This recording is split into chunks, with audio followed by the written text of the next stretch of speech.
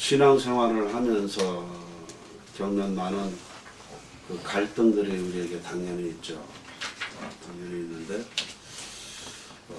가장 갈등은 뭐냐면 성경 곳곳에서 우리에게 말씀하시는 내용이 뭐냐면 인간 스스로는 의를 이루어 갈 수 없다라고 하는 거예요. 그래서 도대체 우리는 무엇이며 우리가 가지고 있는 능력의 한계는 무엇이냐라는 그런 갈등, 또 우리들이 행하는 그 행함은 어느 수준까지 가야 이것이 의미가 있는 것이냐라는 그런 질문을 할 수가 있습니다.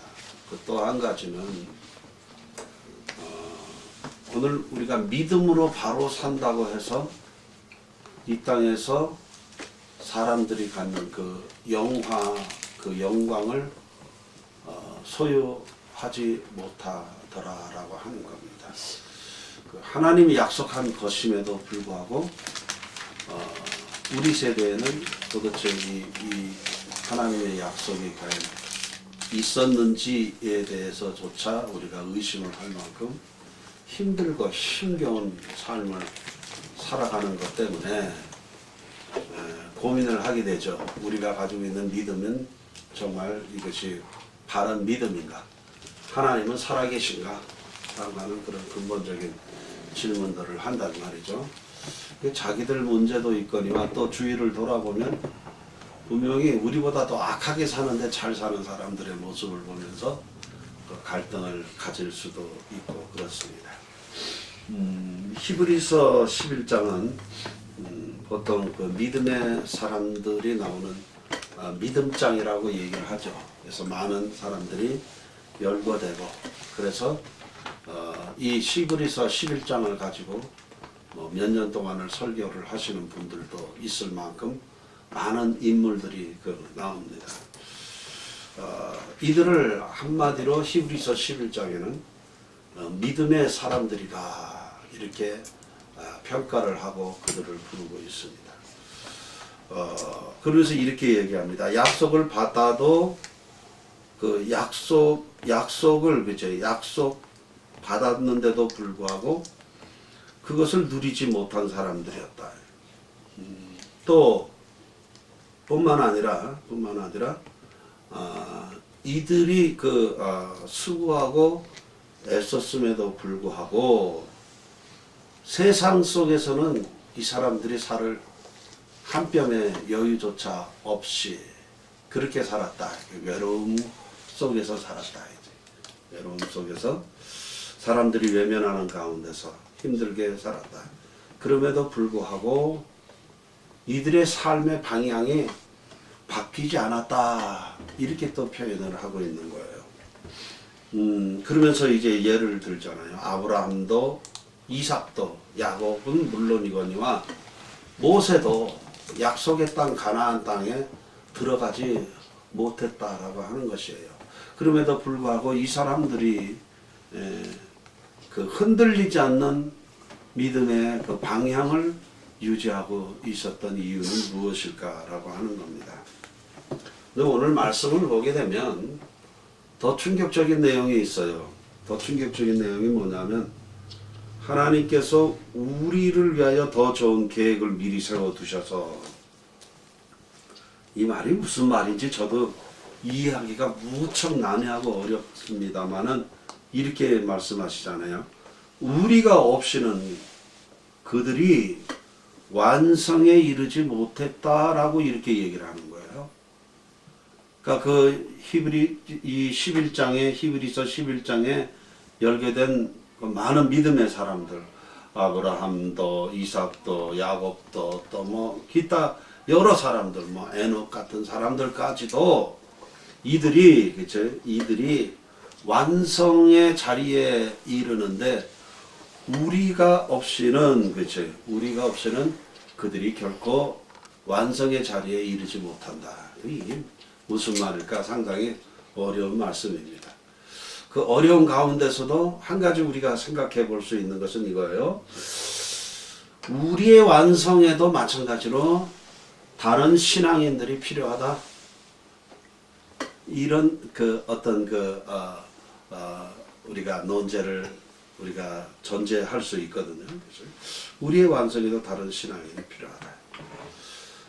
이걸 다시 다른 말로 표현을 해본다면 이런 거죠. 우리 모두는 다 하나님의 나라에 완성된 모습으로 들어가기에는 부족한 사람들이다 라는 결론을 우리가 낼 수가 있겠습니다. 혼자서는 구원의 완성이 되지 못하더라 라고 하는 것이죠. 혼자서는 완성이 됩니다. 오늘 우리들이 이 땅에서 왜 사람들과 함께 더불어 살아가게 만들었을까? 나를 힘들게 하는 저 사람과 왜 관계를 맺게 할까? 여기서 우리가 생각해 볼 것은 이 모든 사람들의 관계 속에서 우리를 완성이라고 하는 곳으로 나아가게 하시고자 하시는 하나님의 깊은 은혜와 섭리가 있다라고 하는 겁니다. 이 성경을 보면서 점점 재미있는 것이 그거예요. 옛날에 나 혼자 죄 짓지 않고 살면 된다라고 생각했었는데 그것이 아니에요. 우리가 다 함께 더불어서 하나님의 나라를 향하여 가고 있다라고 하는 이 교회라고 하는 단위를 상당히 하나님께서는 중요하게 여기신다라고 하는 것입니다. 분명한 것은 오늘 우리 모두는 부족한 사람들이요. 혼자서는 구원의 완성이 결코 이루어질 수 없는 존재들이다라고 하는 것입니다. 자, 모세, 아브라함, 이삭 그런 사람들도 그러했지만 우리 역시 마찬가지로 우리 스스로 의를 이루어 갈 수 없음에도 불구하고 그리고 때로는 우리들이 간구하는 그 모든 간구가 이루어지지 않는 안타까움 속에서도 오늘 우리들이 흔들림 없는 믿음의 삶을 살아내야 하는 그 이유가 무엇이냐라고 하는 것이에요. 조금 말을 바꿔서 우리가 얘기를 해본다면 하나님께서는 우리의 모습을 어떻게 평가하실까? 우리가 살아가는 모습을 어떻게 평가하실까? 이것을 생각해 보면 이런 겁니다. 무엇을 했느냐가 중요하기보다는 그치? 최선을 다하고 있느냐, 응? 최선을 다하고 있느냐. 라면을 하나 끓여도 최선을 다해서 끓여서 다른 사람에게 대접을 하고 있느냐라고. 돈을 많이 들여서 그냥 이렇게 다른 사람을 대접할 수도 있지만 없으면 없는 가운데, 부족하면 부족한 가운데서도 최선을 다하고 있느냐. 제가 가끔 민망할 때가 언제인가 하면 사람들이 이런 얘기를 할 때예요. 교회도 돈 없으면 다니기가 참 힘들어요. 우리 같이 없는 사람들 어디 교회 다니겠습니까? 거기에 담겨있는 그 부정적인 그리고 그 분노들을 제가 느끼면서 저 참 민망합니다. 그럴 때마다 제가 그렇게 대답해요. 돈이 있는 사람도 사실은 신앙생활 하기가 힘들답니다. 그러니 돈 없이 신앙생활 하기가 얼마나 더 힘들겠습니까? 그래서 하나님께서는 때로는 공평하게 돈 없는 사람도 신앙생활 잘 할 수 있도록 그리고 상급을 받을 수 있도록 공평하게 만들어 놓으셨어요. 하나님께서는 겉을 보시지 않고 우리의 중심을 보신다고 하지 않습니까? 중심을 보시는 그 하나님 앞에서 우리가 최선을 다할 때 하나님께서는 그것을 기뻐하신단 말이죠. 또 오늘 우리들이 흔들림 없는 삶을 살아야 하는 그 이유 중에 가장 큰 이유가 뭐냐면 우리에게 천국에 대한 소망을 주신 하나님의 은혜가 너무 크기 때문에 오늘 거기에 대한 그 감사와 그 감격을 가지고 우리들이 살아가야 된다라고 하는 겁니다. 때로는 우리의 삶이 내가 늘 속는 그런 삶일지라도 곤고함이 계속되는 삶일지라도 흔들리지 않는 믿음 생활을 해야 될 이유, 오늘 그 곤고한 삶을 살아가는 것조차도 하나님께서 우리에게 주신 은혜요, 사랑이요, 자비하심이다 라는 것을 알고 있기 때문에 그렇다라고 하는 겁니다. 그리고요, 우리의 모든 부족한 부분을 하나님께서 분명히 채워주셔서 우리를 완성에 이르게 하실 것이다 라고 하는 그 신뢰와 그 믿음을 우리가 갖고 있기 때문에 그렇다라고 하는 겁니다. 히브리서 11장이 끝나고 12장에 가면 바로 이런 표현이 와요. 그러므로 우리를 온전케 하시는 이인 그분 예수 그리스도를 바라보자 라고 이렇게 얘기한단 말이죠. 그분 그리스도를 바라보자. 우리가 아는 대로 우리를 완성케 하시는 분은 예수 그리스도이시고 그 그리스도의 그 십자가의 보혈이 우리를 완성에 이르도록 우리를 인도해 가신다라고 하는 겁니다. 그리스도의 보혈이 우리를 완성케 하신다. 그래서 이 히브리서 11장에 열거된 그 믿음의 사람들을 우리가 평가하면 냉정하게 평가하면 이런 거예요. 그들은 예수 그리스도를 인식조차 못했던 사람들이에요. 과연 모세가 믿음으로 그렇게 했을까? 실제로 창세기에 가보고 출애굽기에 가보면 모세가 그렇게 믿음으로 했다는 그런 내용을 발견할 수가 없어요. 지 성격에 지 성질을 못 이겨서 지 자존심 때문에 그런 겁니다. 그 다음에 어떤 행동의 동기가 하나님이라는 것보다는 늘 자신이 얻어야 될 그 유익 그런 쪽에 초점이 맞춰져 있는 것을 우리가 많이 볼 수가 있단 말이죠. 모세가 과연 믿음으로 또 삼손이 과연 믿음으로 그 사람들을 이겼을까? 그렇지 않다라고 하는 것이죠. 그 입다라고 하는 사람 있죠?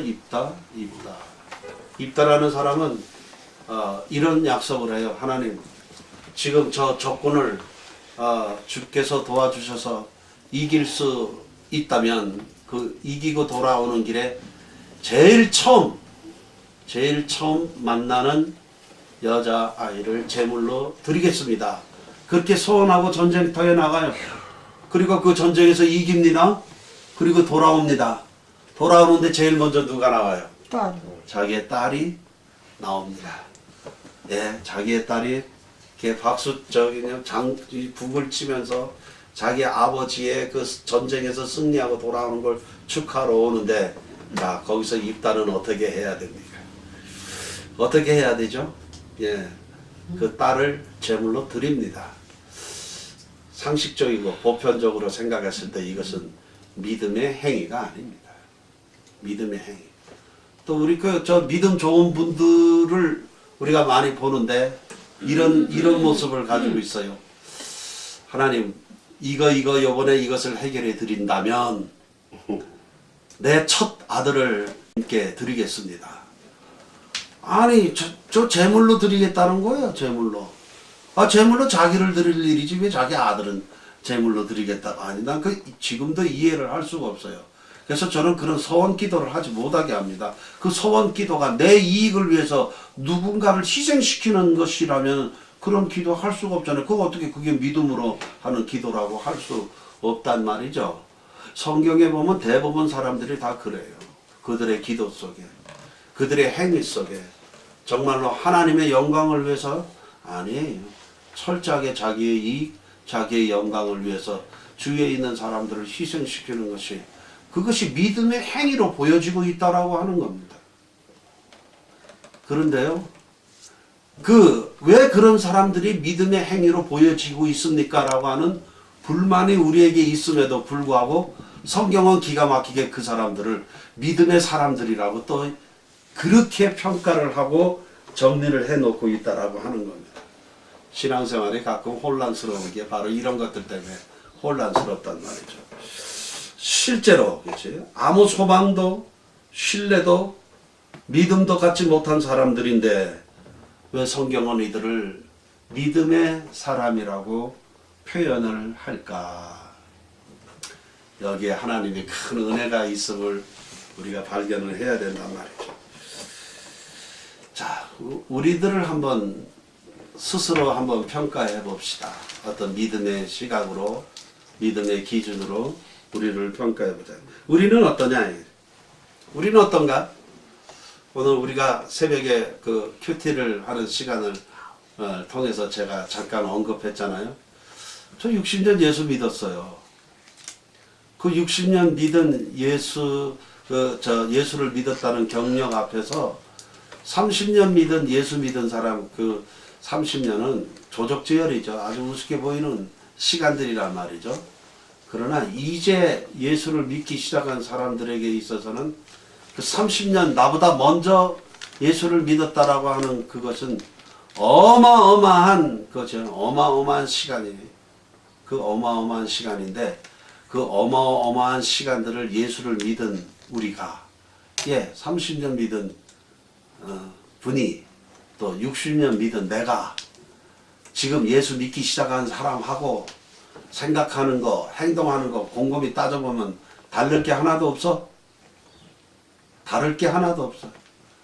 이거 너무 심히 민망하고 부끄러울 수밖에 없는 상황이란 말이죠.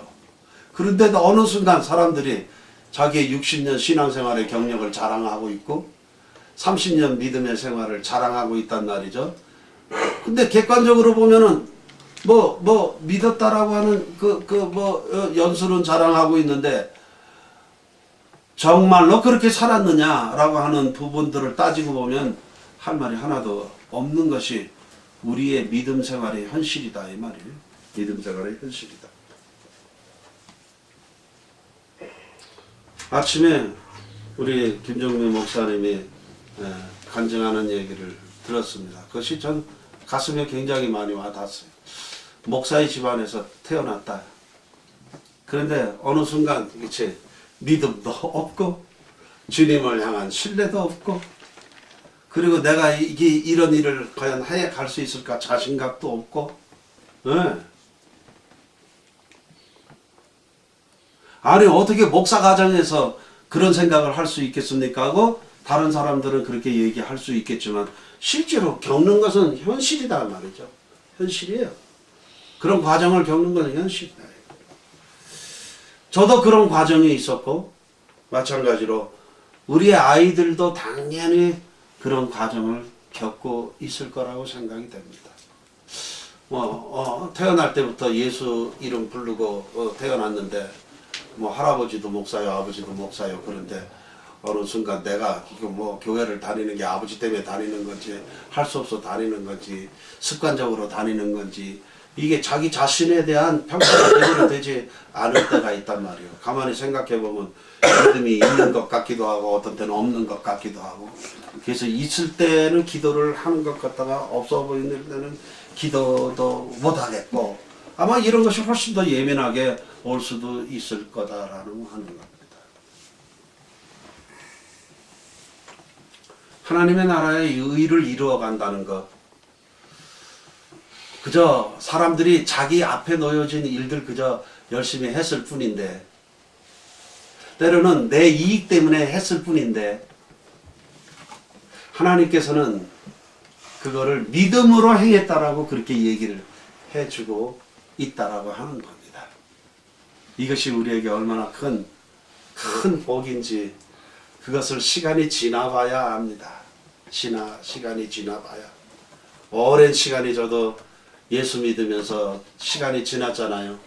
젊은 10대 또 20대에 피 끓는 젊은 시절 방황하던 시절 또 하나님의 콜링을 받았다라고 생각하고 신학교를 들어갔음에도 불구하고 그 이후에도 수없이 많은 방황했던 시간들이 있음에도 불구하고 하나님께서는 그것들을 과연 낭비된 시간이라고 얘기하지 않으시고 믿음의 삶을 살았다라고 그렇게 평가를 해주신다 이 말이에요. 이게 우리에게 가장 큰 복이란. 시편 8편에 보면 이런 말씀이 있어요. 도대체 사람이 무엇이간데 주께서 저를 생각하시며 주께서 저를 권고하시나이까. 도대체 우리가 뭔데 우리를 향한 하나님의 그 관심과 하나님의 그 사랑은 여전히 계속되고 있느냐 말이죠. 우리가 늘 주님을 배반하고 떠나며 우리의 삶은 늘 그렇죠 흔들리면서 왔다 갔다 하는 그런 과정 속에서도 우리 주님이 흔들림이 없이 우리를 붙들고 계셨기 때문에 오늘 이 시간에 내가 있을 수 있다라고 하는 생각들을 우리가 하셔야 된다라고 하는 겁니다. 아멘. 이것이 믿음이에요. 이것이 믿음. 나는 흔들려도 그분은 흔들리지 않는다. 나는 배반해도 그분은 나를 배반하지 않으신다. 나는 아무 생각이 없어도 그 순간에도 하나님은 우리를 향하여 그 깊은 관심과 우리를 향한 그 사랑의 자비의 눈길을 띄지 않으시고 계시다는 것이 오늘 나의 힘의 능력이요 근원이라고 하는 것입니다. 그래서 사도 바울도 그렇게 고백하잖아요. 나의 나된 것이 하나님의 은혜였습니다. 이렇게 얘기합니다. 나의 나된 것이 하나님의 은혜였습니다. 오늘 우리의 고백이 바로 거기에요. 이런 허물투성이 부족하고 게으르고 나약하고 이런 인생들을 여전히 붙들고 계시는 도대체 당신의 사랑은 도대체 무엇입니까? 라고 하는 이 감격의 참 질문들을 우리가 우리의 기도 속에 우리의 예배 속에 담아낼 수 있어야 된다라고 하는 겁니다.